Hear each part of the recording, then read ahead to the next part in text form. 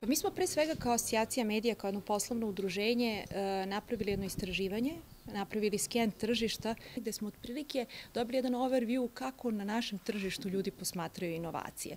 I ovo je prva u nizu okruglih stolova koji ćemo organizovati u okviru ovog projekta koji je podržao kabinet ministra za inovacije i tehnološki razvoj. Uglavnom, percepcija svih ispitanika ide ka tome da je veoma mali broj medija spreman na inovacije, da je osnovni problem medija na tom putu nedostatak novca, a da je nedostatak novca najvećim delom izazvan zbog političkog uticaja koji dominira zapravo u odgovorima ispitanika i koji na veliki način blokira dalji razvoj medija i zbog zapravo neregulisanog medijskog tržišta pre svega.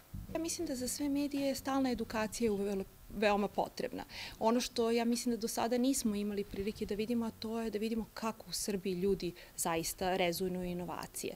Imamo različite primjere nekih kompanija koje su uspešne, nekih kompanija koje tek prolaze taj tranzicijani period i zato je vrlo bilo bitno da se napravi jedan sken tržišta na osnovu čega nastavljamo dalje. Ima nešto što me posebno iznenadilo, znači to su neki odgovori na koja nisu postavljena direktno pitanja u upitniku, a odnose se zapravo na probleme na koje mediji nailaze na tom putu transformacije da bi zapravo odgovorili zahtevima digitalnog tržišta. Mislim da smo mi vrlo radoznali kao medijska industrija, mislim da vrlo lako i dobro želimo da prihvatimo nove trendove koji dolaze, fali nam malo finansiranja, prosto je cijela ekonomija je tako strukturirana da jednostavno ne možemo vrlo lako da iskočimo iz štampanog modela u jedan veoma razvijen digitalni ekosistem koji dosta košta. Dnevni list danas je malo zakasnio što se tiče tih digitalnih trendova i razvoja svog online izdanja, zato smo pre 3,5 godine krenuli intenzivno da razvijamo osim našeg sajta i neke druge, da kažem,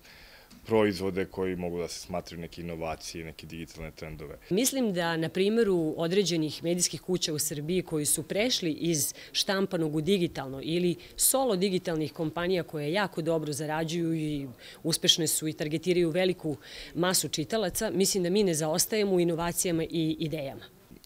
Radimo na trenutnoj digitalizaciji čitave arhive od 1997. godine do danas, koje planiramo da završimo narednih godinu dana. Pripremamo neke nove proizvode i usluge koje će moći naši čitaoci da kažem da taj user experience bude unapređen. I da se ne plašimo promjena, da prihvatimo te promjene, da shvatimo da su danas korisnici zahtevniji nego pre, znači naši čitaoci, slušaoci, gledaoci, zato što oni žele sažete vesti, brze vesti, žele da vam se vraćaju na vaš medij više puta dnevno, što znači da i dinamika same redakcije mora da se promeni. Ja mislim da je to sasvim različita publika. Publika koja kupuje novine će kupovati novine bez obzira koliko mi razvijali sajt i bili prisutni u online sferi, a opet i na sajtu imamo i one koji i čitaju novine, a i neku sasvim novu publiku koja samo čita vesti preko telefona, na kompjuterima i sl. Velika prednost digitalnih izdanja u odnosu, na primjer, tradicionalne i štampane listove, zato što imamo tačnu statistiku i merenja koliko imamo poseta, koliko je koji tekst pročitan, kakve su reakcije na tekstove na sajtu, na društvenim mrežama i sl. Što za štampana izdanja nemate. Jer vi osim onog prodatog ne znate koliko je koji tekst bio čitan, šta je to izvalo najviše pažnje. Ovdje ćemo kroz konkretne primjere vidjeti kako to može da se transformiše.